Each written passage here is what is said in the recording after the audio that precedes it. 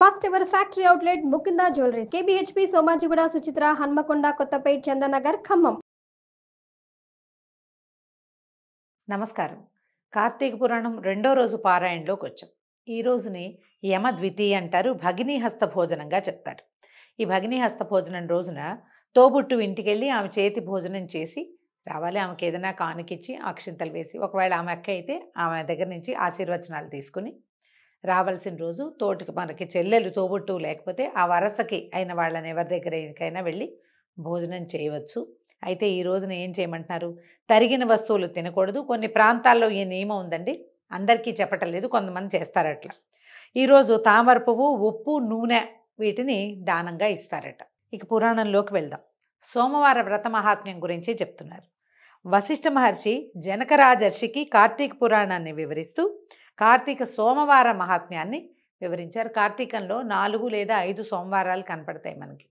మిగిలిన రోజుల్లో ఏదైనా మనం వ్రత విధానాలు అవి అవలంబించినా లేకపోయినా కార్తీక సోమవారం నాడు తెల్లవారుజామున అంటే ఈ సూర్యోదయానికి ముందే స్నానం చేసేసి దీపారాధన చేసుకుని ఇంట్లోనూ తులసి కోట దగ్గర కూడా దీపాన్ని ఆరాధన చేసుకోవటము, తర్వాత పురాణాన్ని వినటము, పగలు ఉపవాసం ఉండి రాత్రిపూట భోజనం చేయటం. అది ఎట్లా? చుక్కలు నక్షత్ర దర్శనం చేసిన తర్వాత మళ్ళీ ఇంకొకసారి శివారాధన విష్ణువారాధన మనకు అవకాశాన్ని బట్టి కుదిరితే శివాలయానికో విష్ణువాలయానికో వెళ్ళి సాయంకాలం కొంచెం దీపారాధన చేసుకుని వచ్చి ప్రదోష కాలార్చన చాలా అత్యద్భుతమైన ఫలితాన్ని ఇస్తుందని చెప్తారు.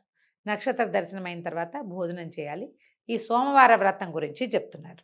కార్తీక మాసంలో సోమవారం వ్రతం చేయటం వలన శివ సాయుధ్యాన్ని పొందుతారు. ఉపవాసం చేయవలసిన రోజుల్లో తనకి వీలైన చేయగలిగిన విధంగా రాత్రిపూట మాత్రమే భుజించటము, ఎవరిని ఏది అడగకుండా అయాచితంగా లభించింది మాత్రమే తినడము, దాన ధర్మాలు చేయటము అనేవి చాలా ముఖ్యమైన పనులు. అలా చేయగలిగితే చాలా మంచిదట. ఒకానొకప్పుడు కాశీక్షేత్రంలో పరమనిష్టాగరిష్ఠుడైన ఒక సద్బ్రాహ్మణుడు ఉండేవాడు. అతనికి అత్యంత సౌందర్యవంతురాలైన, దుర్గుణాలకు నిలయమైన, కులాచారములందు భక్తి లేని, స్త్రీకి ఉండవలసిన సిగ్గిగ్గులు ఏమాత్రము లేని నిష్ఠుర అనే పేరున్న ఒక కుమార్తె ఉండేది.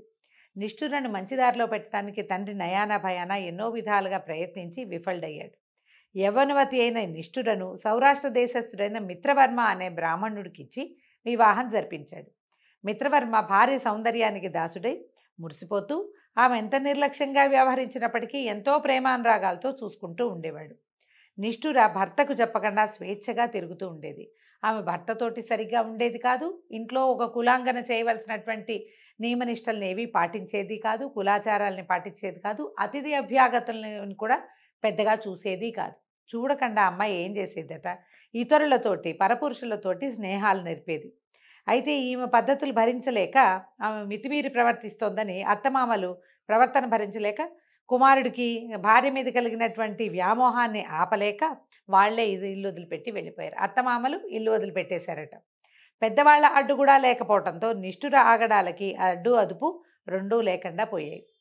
అయితే ఎప్పుడైనా ఒకసారి భర్త తనని మందలించినా నిష్ఠుర సహించేది కాదు, తిరగబడి పోట్లాడేసేదన్నమాట. తనకు అడ్డుగా ఉన్న భర్తను తొలగించుకోవాలని నిశ్చయించుకున్నటువంటి నిష్ఠుర ఒకనాటి రాత్రి ఒక బండరాతితో భర్త తలపగలగొట్టి చంపి తన స్నేహితుల సాయంతో అతని శరీరాన్ని కళేబరాన్ని ఊరి చివర నూతిలో పారేయించిందట. ఆ తర్వాత విపరీతమైన స్వేచ్ఛ లభించింది. అంతకుముందు భర్తకి తెలుస్తుందేమో, చూస్తాడేమోనన్న భయం ఉండేది.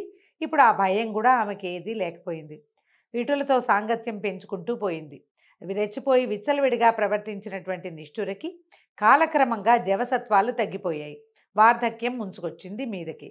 నిష్ఠురని చూసి అందరూ చీదరించుకునే వాళ్లే తప్ప ఆదరించేవాళ్ళు కరువైపోయారు. అన్నం నీరు కూడా లేకుండా పోయాయి. భర్త అనే ఆసరా ఉంటే ఏమైనా అవకాశాలు ఉంటాయి. అన్నానికో నీటికో మగవాడు సంపాదిస్తాడు. స్త్రీ తన ఇష్టం వచ్చినట్టు చేయగలదు, కానీ సంపాదించుకుని తినగలిగే రోజు అయి ఉండదు ఆ రోజు. దాంతో ఆమె పరిస్థితి చాలా దుర్భరంగా అయిపోయిందట. అయితే చివరికి అన్నం నీరు లేక దిక్కుమాలిన చావు చచ్చింది. ఆమెను తీసుకుపోవటానికి యమభట్లు వచ్చారు.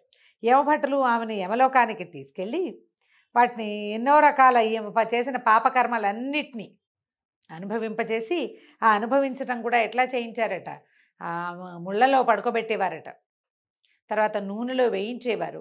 ఒక అగ్నిస్తంభం, ఒక ఇనప పెద్ద స్తంభాన్ని అంటించి అది బాగా కాలిన తర్వాత దాన్ని కౌగిలించుకోమనేవారు. ఆమె తేట కౌగిలించుకునేలాగా చేసేవారు.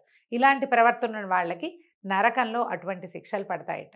దీంతో పాటుగా ఈమెకే కాకుండా నిష్ఠురకే కాక ఆమె పితృపితామహులందరూ కూడా నరక బాధలు అనుభవించారు. ఈమెకు ప్రవర్తనా లోపం ఉంటే ఎవరి ప్రవర్తనా లోపాలు వాళ్ళే అనుభవించరని, వాళ్ళ ముందుకు వాళ్ళు కూడా మా ముందు తరాల్లో ఉన్న పెద్దవాళ్ళు తండ్రి తాత ముత్తాత కూడా ఆ కష్టాన్ని అనుభవించాల్సి వస్తుందని ఆ నరకంలో. మనకు అందుకని ప్రవర్తనా లోపాలు సరి చేసుకోమంటారు. ఇక్కడ అమ్మా నాన్నని బాధ పెట్టడమే కాకుండా చచ్చిపోయిన తాత ముత్తాతను కూడా బాధ పెడతాం మనం. దీనివల్ల ఏమైంది, వాళ్ళ తరతరాల వాళ్ళందరికీ కూడా నరక బాధలు సంప్రాప్తించినాయి.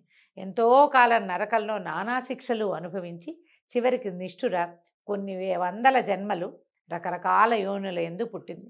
ఎన్నో జన్మల్లో ఈ పురుగ్గాను, పేడ పురుగ్గా, తర్వాత ఎలుకగా పుట్టి చివరికి ఒక కుక్కగా జన్మించింది. ఆ కుక్కగా కూడా 15 సార్లు కుక్కగా జన్మించిందట.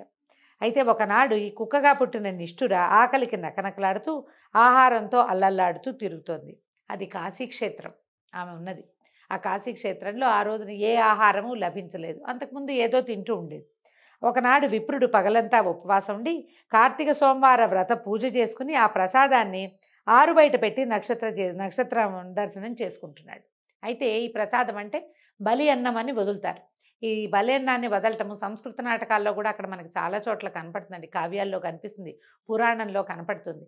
ఇలా ఉపవాసం ఉండే ఉపవాస విరమణ చేసేవారు దేవ నివేదన అయిన తర్వాత కొంత ఆహారాన్ని తెచ్చి ఆరు బయట వదిలిపెడతారట. అది ఏదైనా అంటే జంతుజాలాల కోసం వదులుతారనమాట. ఈయన ఏం చేశాడు, జంతుజాలాల కోసం కొంత ఆహారాన్ని వదిలిపెట్టి నక్షత్ర దర్శనం కోసం బయట నుంచున్నాడు.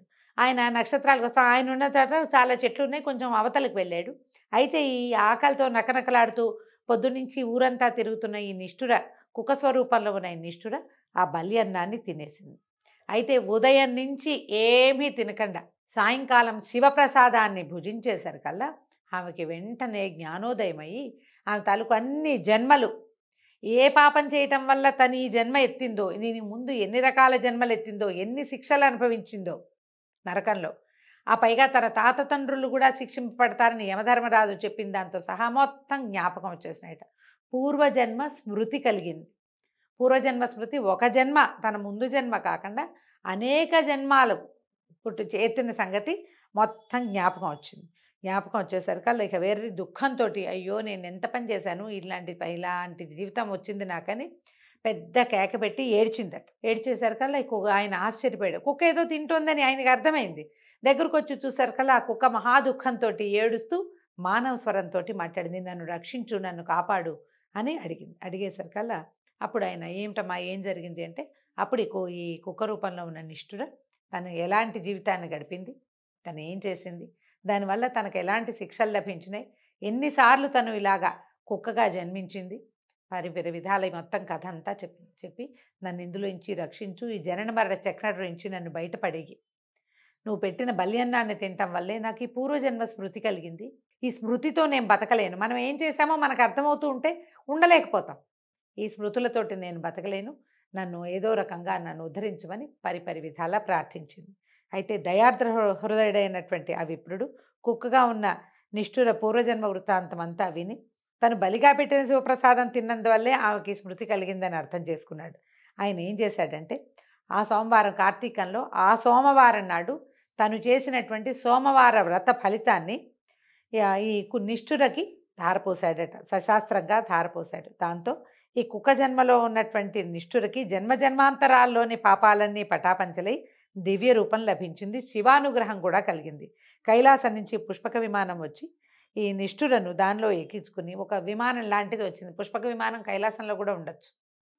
వచ్చి శివుడి సమీపానికి తీసుకుని వెళ్ళిపోయింది. అవశ్యం అనుభోక్తవ్యం కృతం కర్మ శుభాశుభం అంటుంది శాస్త్రం. తప్పకుండా మనం చేసినటువంటి కర్మల తాలూకు శుభాలు కానీ అశుభాలు కానీ తప్పక అనుభవించి తీరవలసిందే.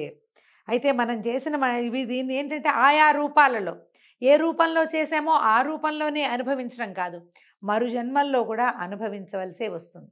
అయితే మనం ఇందులో కర్మ సిద్ధాంతంలో బుద్ధి కర్మానుసారిణి అని చెప్పుకుంటాం. బుద్ధి మన కర్మలను అనుసరించే మనని నానా పిచ్చి పిచ్చి పనులన్నీ చేయిస్తుంది. కానీ మనకి బోధ లభిస్తూనే ఉంటుంది. మనకి బోధలు లభిస్తూ ఉంటాయి ఎప్పటికప్పుడు. ఎవరో ఒకళ్ళు చెప్తారు, మనం దాన్ని వినలేకపోతాం. అందుకని ఏం చేయమంటారు, ఎప్పుడు కూడా దైవనామస్మరణ చేయండి. ఈ దైవనామస్మరణ వల్ల ఈ కర్మ క్షయం కొంత కలిగి ఎవరైనా చెప్పిన మంచి మాటని వినే బుద్ధి మనకి కలిగే అవకాశం ఉంటుంది. ఈ కథ చెప్పారు. ఇప్పుడు చూడండి, మనం చాలామందికి ఒక ప్రశ్న వస్తుంది. ఈమె ఎంతో పాపం చేసింది, ఎన్నో జన్మలు అనుభవించింది, ఒక్కసారి ఇలాగ బలి అన్నాన్ని తినటం వల్లే ఈమెకు మోక్షం వచ్చేసింది, అలా ఎలా జరుగుతుంది అని. పురాణాలు కృతయుగంలో చెప్పబడినవి. త్రేతాయుగం, జనక మహారాజర్షి అంటే త్రేతాయుగంలో కూడా చెప్పబడింది. ఆ యుగ ధర్మాన్ని అనుసరించి అలా జరుగుతూ ఉండుండవచ్చు.